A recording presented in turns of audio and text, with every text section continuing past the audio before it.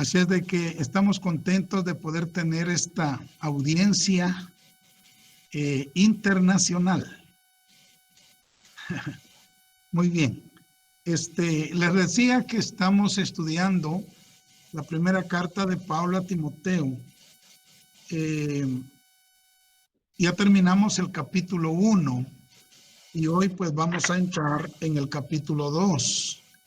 Así es de que si usted tiene ahí su Biblia, sería bueno que la pusiera ahí a la par de su teléfono o a la par de su computadora y abriera su Biblia ahí en el capítulo 2 de Primera Timoteo. Primera carta de Pablo a Timoteo. Muy bien, hoy vamos a ver algo muy importante, sencillo, pero muy, muy importante, hermanos.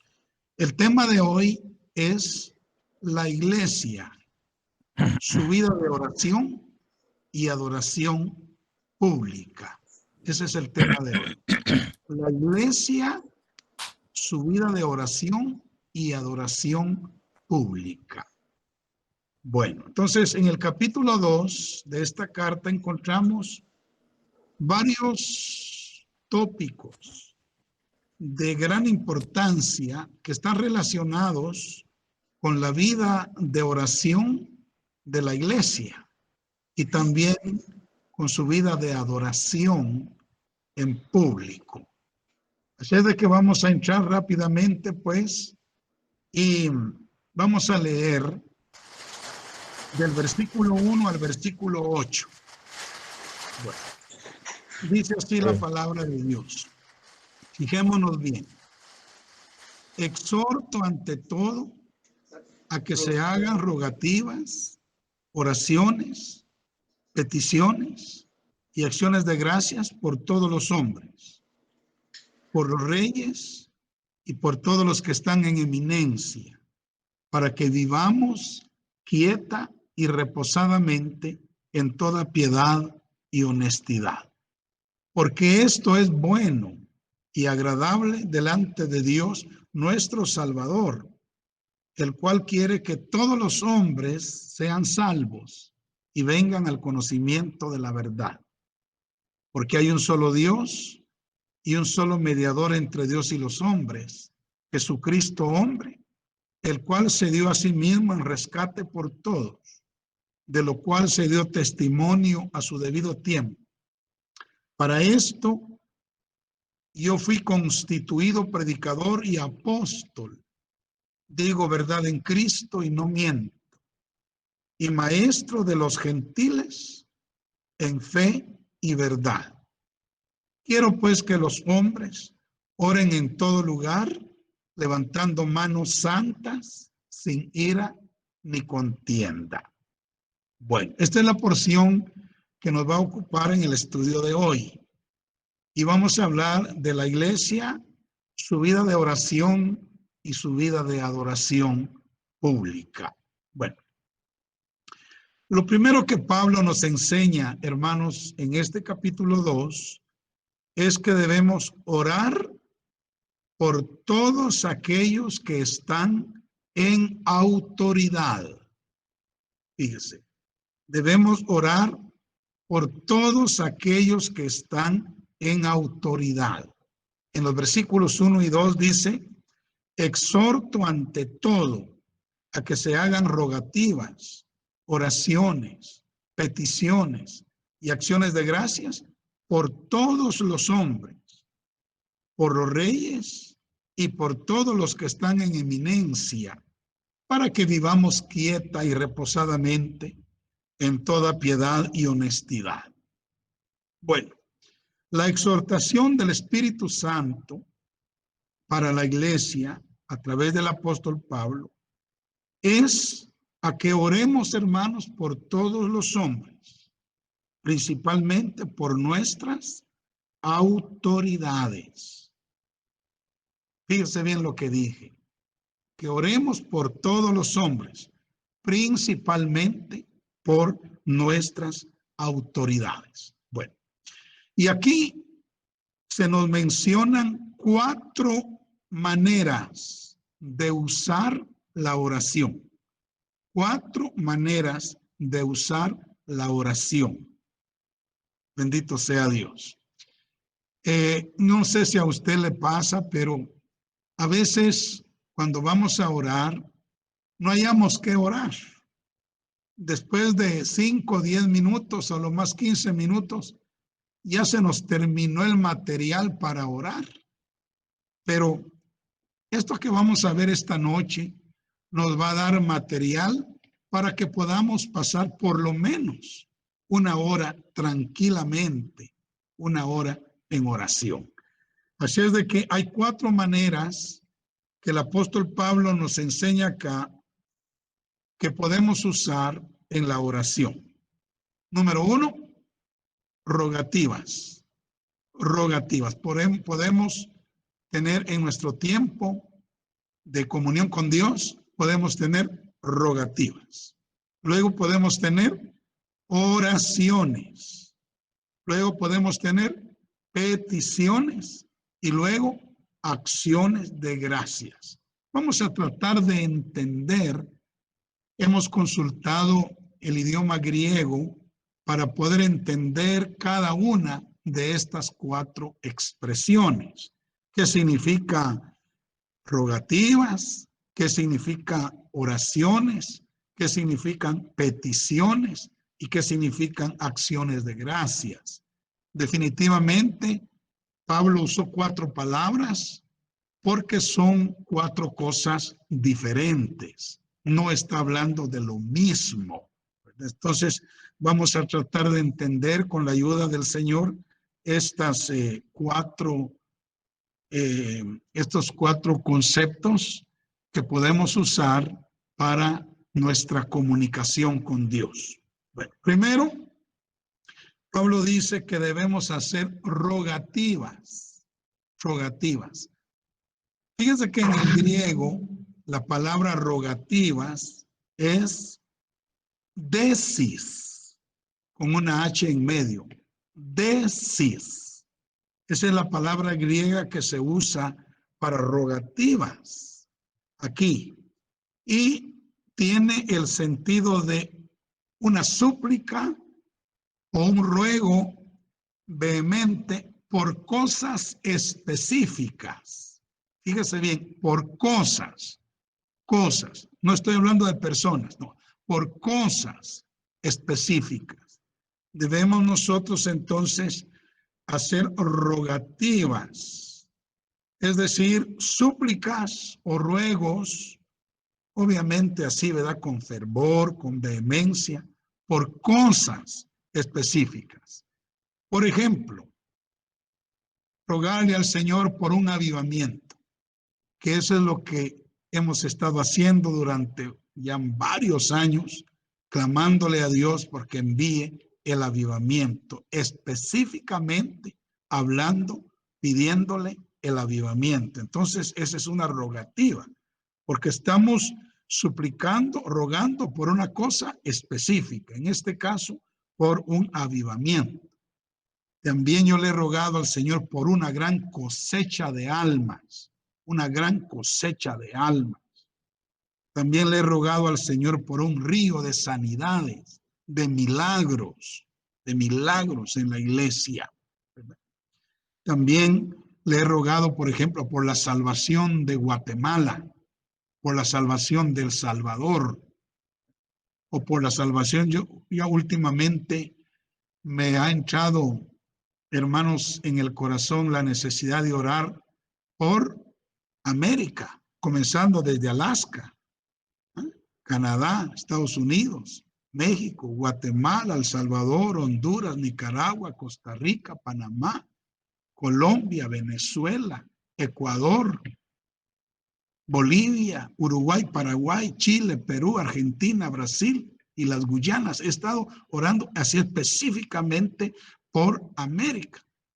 Y esa necesidad de orar así me nació escuchando a Reinhard Bonnke, ese gran predicador alemán que ya murió, pues, pero que ganó como unos 78 millones de africanos en este siglo 20 y 21. Imagínense usted, 78 millones de almas ganó ese hombre en África, porque Dios le dijo que iba a lavar con la sangre de Cristo el continente africano.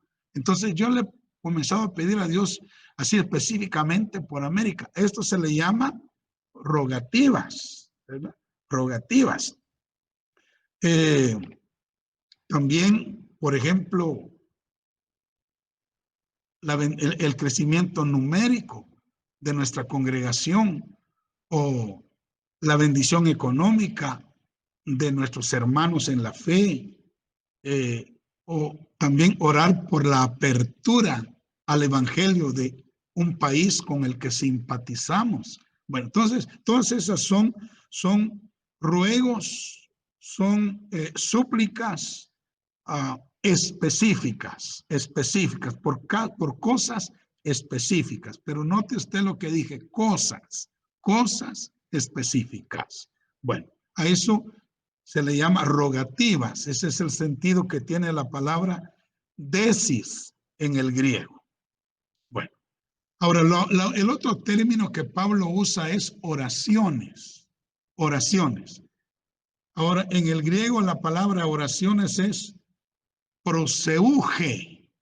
Y proseuge es otra palabra diferente, mire, porque significa algo diferente, ¿verdad? Lo que significa es orar en términos generales para tener comunión con Dios y entrar en adoración a su presencia, ¿verdad? En la adoración a su presencia y en la adoración a su nombre.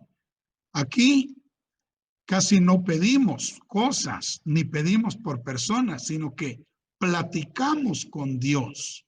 La idea de las oraciones es tener comunión con Dios, es adorar al Señor con nuestras palabras. Por eso es que ahora yo estoy entendiendo cómo la oración es como el incienso, ¿verdad? Como cuando en aquel tiempo se quemaba el incienso, subía un olor grato, porque la oración tiene que ver con tener comunicación con Dios, tener comunión con Dios, adorarle al Señor con nuestras palabras. En las oraciones realmente no se le pide, casi no se le pide nada al Señor, solo se adora su presencia, se adora su santo nombre, se le quema incienso. Dice que el incienso son las oraciones de los santos. Entonces, ese término que Pablo usa aquí, proseuge, que se traduce como oraciones, significa orar pues en términos generales para tener comunión con Dios y entrar en la presencia de Dios, adorándole a Él y adorando su nombre. Así es de que las oraciones tienen la idea o sugieren que se hacen con la mentalidad de tener comunión con Dios, de adorarlo en espíritu y en verdad. Bueno, si usted se da cuenta, es diferente a las rogativas, ¿verdad? Es diferente a las rogativas. Bueno, vamos ahora con el tercer término que Pablo usa y es peticiones, ¿verdad? Peticiones. En nuestro lenguaje español pareciera que rogativas, oraciones y peticiones fuera lo mismo, ¿verdad, hermanos? Pero aquí lo estamos viendo que no es lo mismo. Cuando Pablo usa el término peticiones, está usando el término griego enteuxis. Enteuxis. Nada que ver con los otros términos que usa arriba. Y esto significa intercesión por otros. Fíjese, o sea, las peticiones son intercesiones. Es petición, pero es por otros. Bendito sea el Señor para siempre. Bueno, es decir, intervenir o interferir ante Dios en relación con los asuntos de otras personas. O sea, presentar sus necesidades materiales o espirituales y pedirle a Dios que las atienda. Peticiones entonces tiene que ver con intercesión por otros. Bueno, intercesión por otros. Bendito sea Dios. Bueno, entonces note usted cómo el término rogativas tiene el sentido de pedir o de suplicarle a Dios, de rogarle a Dios por cosas específicas, cosas específicas. Oraciones tiene que ver con orar al Señor para nosotros tener comunión, relación, comunicación, adoración con el Señor y exponerle nuestras propias necesidades. Pero luego peticiones tiene que ver con interceder por otros, presentar ante el Señor las necesidades de otras personas. Bueno, ahora, ¿cuál es el cuarto término que Pablo usa aquí? Finalmente, acciones de gracias. Acciones de gracias. Ahora, la palabra acciones de gracias en el griego es eucaristías. Quizá usted ha oído hablar de ese término, ¿verdad? Que lo usa la Iglesia Católica. Eucaristía. Esa es la palabra que se usa que se usa en el griego para acciones de gracias. Eucaristías es acciones de gracias. Y bueno, tiene el sentido de expresarle agradecimiento con palabras al Señor, ¿verdad? Por sus respuestas. O sea, darle gracias antes o después de la respuesta. Ahora, toda rogativa, toda oración y toda petición debe ir acompañada con este cuarto elemento que se llama acciones de gracias, hermanos. Sea que nosotros estemos presentando rogativas, sea que estemos presentando oraciones, sea que estemos presentando peticiones, siempre debemos acompañar eso con acciones de gracias. Ahora, las acciones de gracias son una expresión de fe en nuestro corazón, ¿verdad? De que nosotros creemos que el Señor ha escuchado nuestras rogativas, que ha escuchado nuestras oraciones y que ha escuchado nuestras peticiones y que las va a responder, ¿verdad? Por eso nosotros le damos gracias. Le damos gracias anticipadamente y también le damos gracias posteriormente a la respuesta. Ahora, las acciones de gracias son como una ofrenda de amor y de gratitud que damos al Señor, y las acciones de gracias son de olor grato también, de olor grato delante del Señor. Bueno, entonces, como iglesia, tenemos que presentar rogativas, oraciones, peticiones y acciones de gracias. Repitamos esto. Rogativas son ruegos o súplicas por cosas específicas. Oraciones es pasar un tiempo en comunión, en oración, en comunicación y en adoración, ¿verdad? Con el Señor. Es darle nuestro amor, nuestra adoración, nuestra alabanza. Eso entra dentro del rubro de oraciones.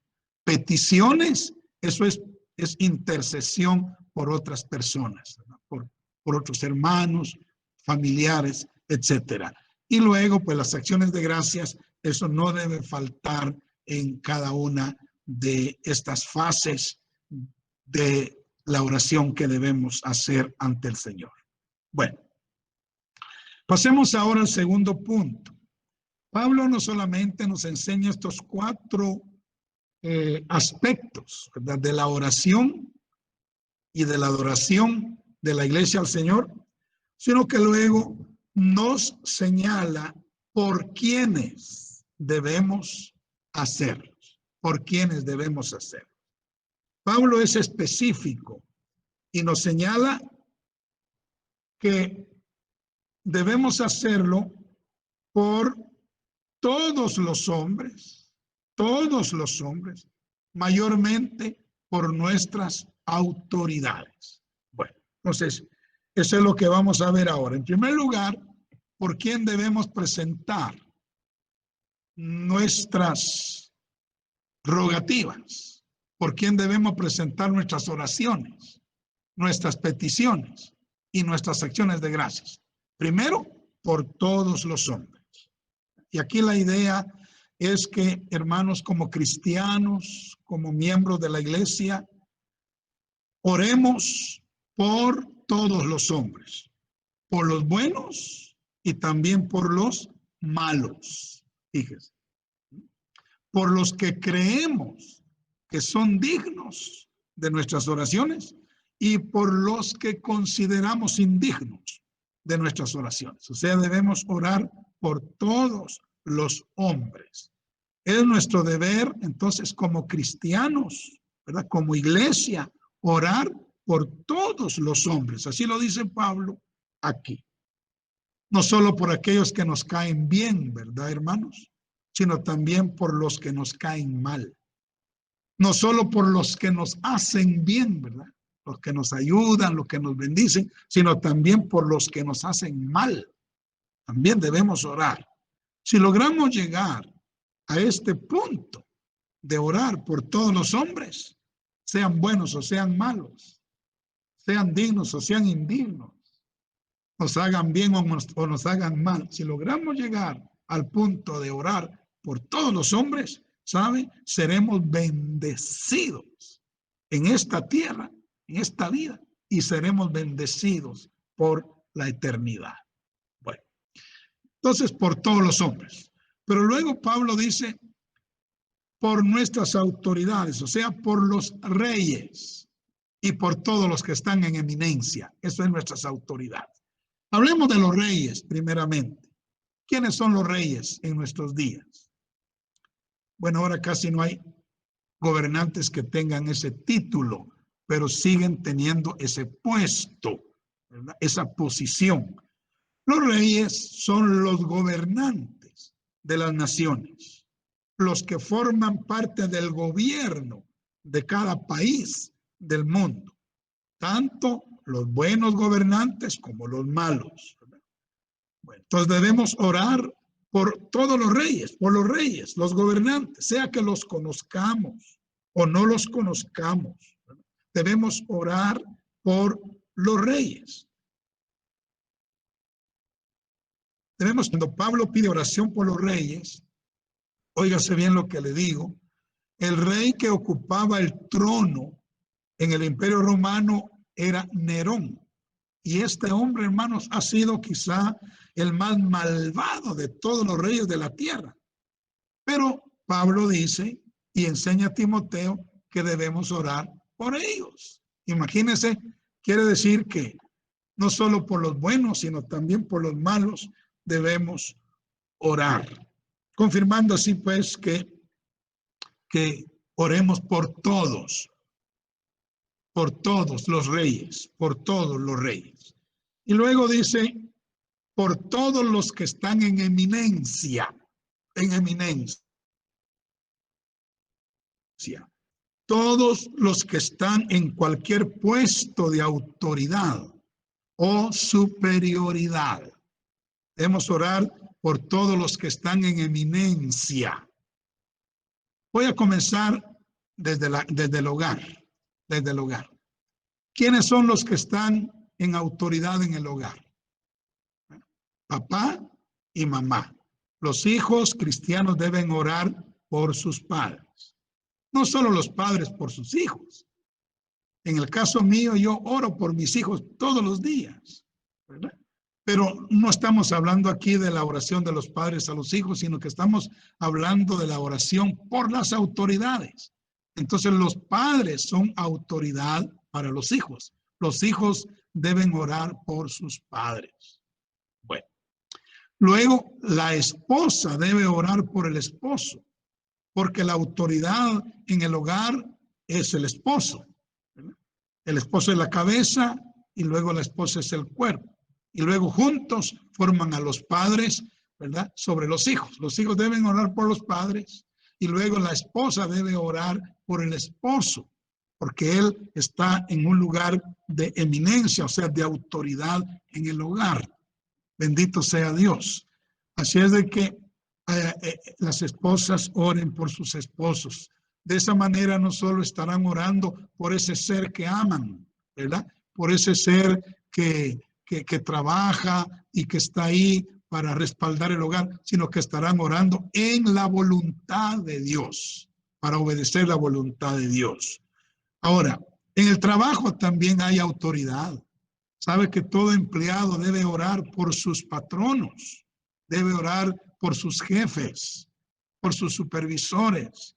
Tiene que orar por los que están en autoridad en el trabajo. Sean buenos o sean malos, eso no tiene nada que ver. Hay que cumplir con orar por nuestras autoridades en el hogar, en el trabajo. ¿Qué decimos de la iglesia? También en la iglesia hay autoridad. Ahí están los pastores y ahí están los ancianos. Ahí están los jefes de grupos, de los grupos organizados. Bueno, entonces la iglesia tiene que orar por sus pastores, por sus ancianos, por sus líderes. Eso es orar por las autoridades. ¿Y qué decir del gobierno? El gobierno. Lo mismo, tenemos que orar por nuestras autoridades gubernamentales, comenzando por el presidente, ¿verdad? El vicepresidente ahí en el ejecutivo, por todos los diputados ahí en el poder legislativo, por todos los jueces ahí en el poder judicial. Ahí tenemos que orar por los gobernadores, por los alcaldes, por todos los que están en eminencia. Eso es lo que tenemos que hacer. Se da cuenta de que tenemos mucho por qué orar. O sea, sí hay material para orar. A veces se nos terminan las palabras porque no tenemos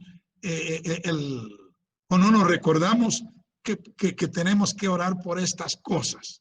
Pero si nos recordáramos, entonces tenemos para pasar una hora, se nos pasa rapidito cuando nosotros oramos por estas necesidades. Bueno, entonces ya nos dijo Pablo qué clases de oración hay.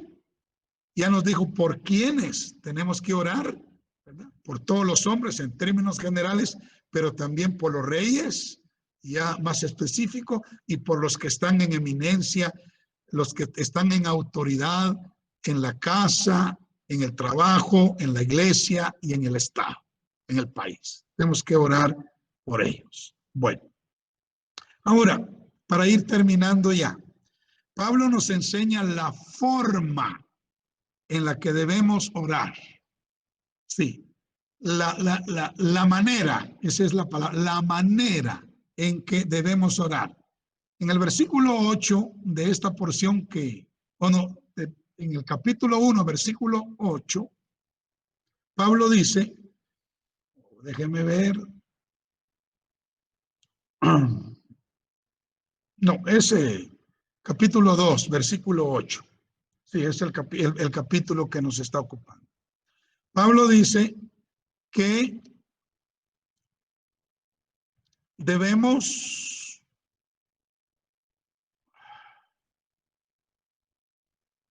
orar. Quiero pues que los hombres oren, oigan bien, en todo lugar. Número 1, todo lugar. Número 2, levantando manos santas. Número 2. Y número 3, levantando manos sin ira ni contienda. Bueno, entonces primero, esta es la manera como debemos orar, ¿verdad? Primero, debemos orar en todo lugar, hermanos. Esto sugiere que no hay necesariamente un lugar específico a donde debamos ir a orar, ¿verdad? Hay algunos ministros que ellos ponen en práctica eso y lo enseñan, que uno debe tener un lugar específico para ir a orar siempre a ese lugar. Bueno, si se puede hacer está bien, pero aquí Pablo tiene otra idea. Dice, quiero pues que los hombres oren en todo lugar, ¿verdad? Entonces, podemos hacerlo Podemos hacerlo en la iglesia, por ejemplo. Aquí nosotros venimos los días lunes a orar a la iglesia a las 6 de la mañana, pero lo podemos hacer también en la casa, ¿verdad? En el hogar. Ahí nosotros oramos, en mi caso, ahí a cualquier hora. A veces a las 7 de la mañana, a veces a las 10 de la mañana, a veces a la 1 de la mañana, a veces a las 2 de la mañana. O sea, el momento que el Señor nos dé la gracia, orar de día y de noche, en cualquier lugar y también en cualquier momento y a cualquier hora. Así es de que lo podemos hacer y en la mañana, es en la mañana o en la tarde o en la noche. El asunto es que lo hagamos. Así es de que lo primero es orar en todo lugar, en todo lugar.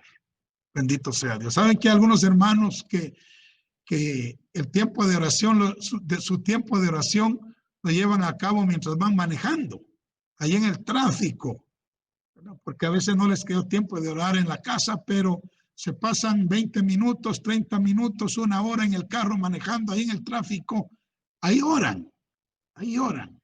Entonces, en todo lugar y en todo momento debemos orar. Bueno, la otra cosa es que debemos hacerlo levantando manos santas, santas. Sabe que la santidad es imperativa, hermanos, para que Dios escuche y responda a nuestras oraciones.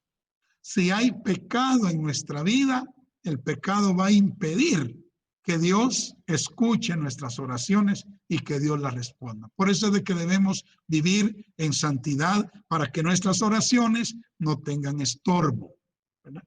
Puedan ser escuchadas, levantando manos santas en santidad. Y luego dice, sin ira ni contienda. O sea, no debemos aferrarnos a la contienda, a los pleitos, a la ira, al rencor en nuestro corazón. No, tenemos que pedir al Señor que nos ayude a perdonar a todos los que nos han ofendido y amar a todos. De esa manera vamos a levantar manos santas sin ira ni contienda. Bendito sea el nombre del Señor para siempre. Bueno, otra cosa que quiero que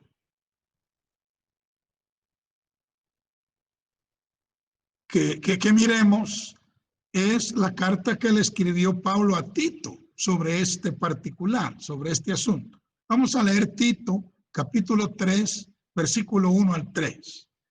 Dice así la palabra de Dios: recuérdales que se sujeten a los gobernantes y autoridades, que obedezcan, que estén dispuestos a toda buena obra, que a nadie difamen, que no sean pendencieros, sino amables, mostrando toda mansedumbre para con todos los hombres.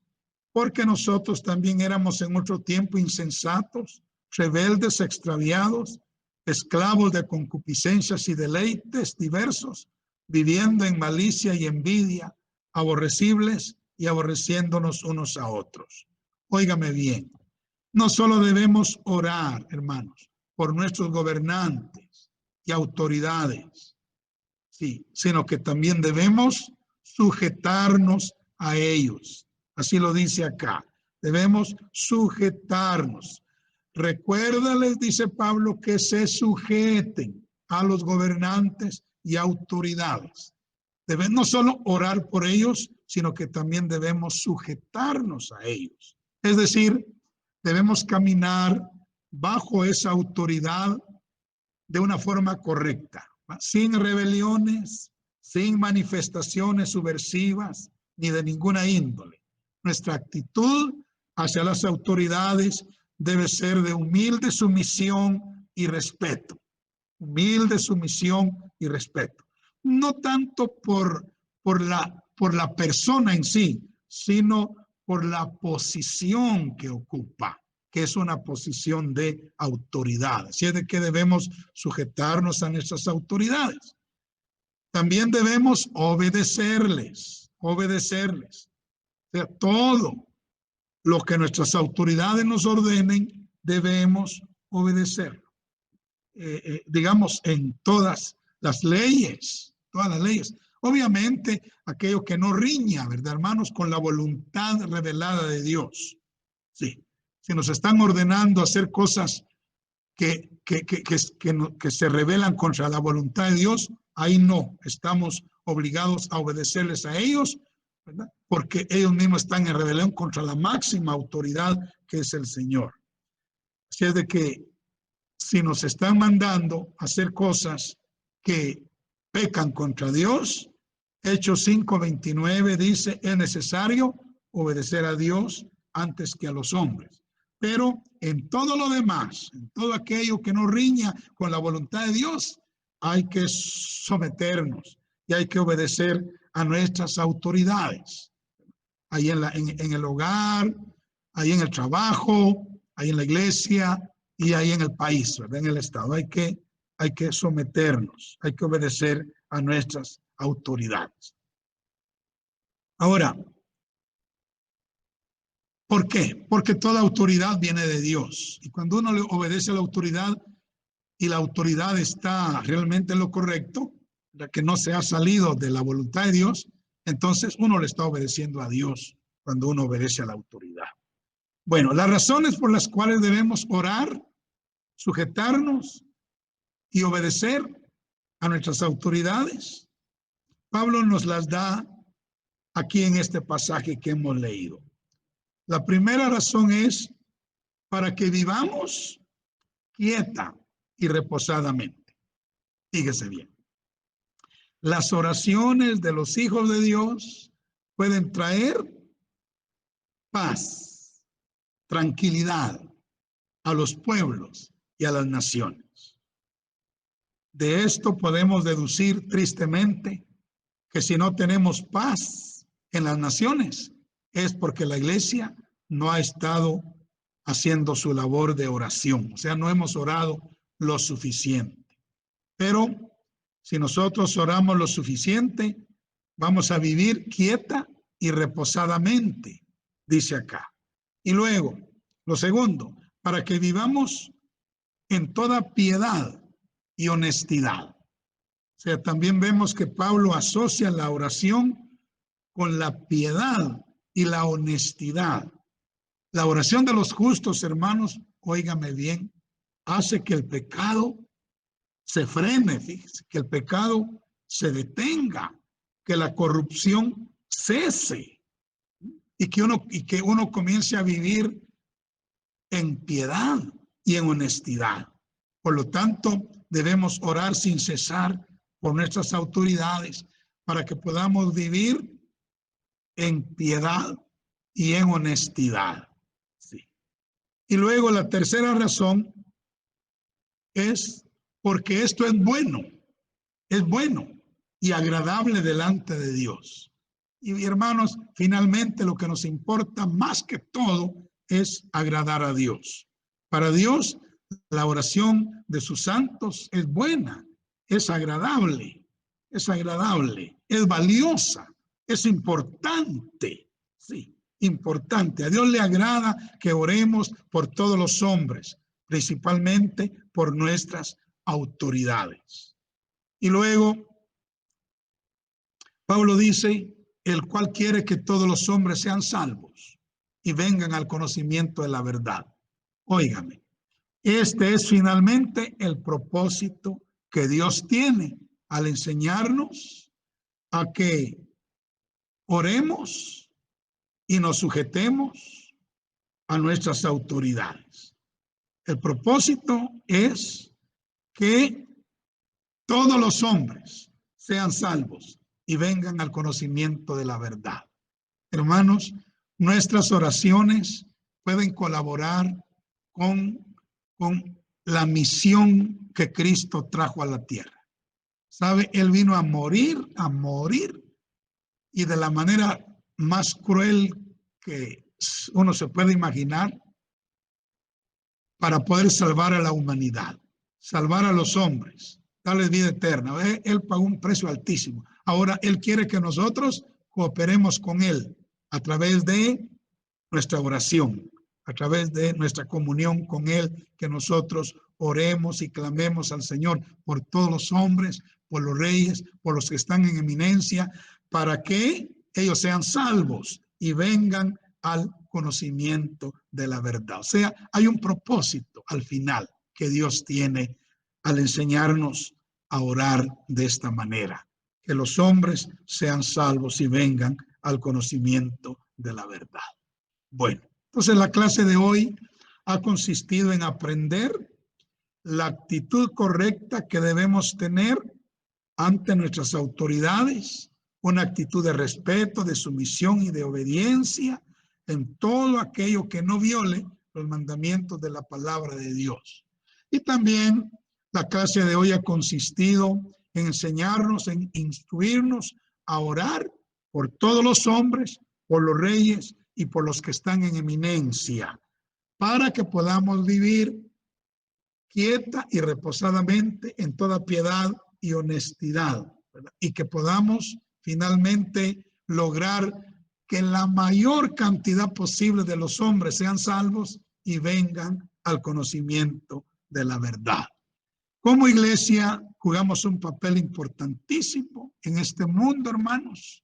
Acuérdese que Cristo dijo que somos la sal de la tierra, pero si la sal pierde su sabor, se desvanece. ¿Con qué puede la tierra ser sanada? Nosotros somos la luz del mundo, pero si la luz se apaga, hermanos, ¿con qué va a alumbrar las tinieblas de este mundo? Entonces, Pablo nos está enseñando aquí a que oremos al Señor. Oremos por todos los hombres y nos enseña las formas de orar, las maneras también de orar, para que nosotros lo pongamos en práctica. Bueno, aquí terminamos y quiero animarlos en el nombre del Señor a que haga oración, haga oración. Mire, la oración es un trabajo. Y usted sabe que todo trabajo cuesta. La oración es un trabajo.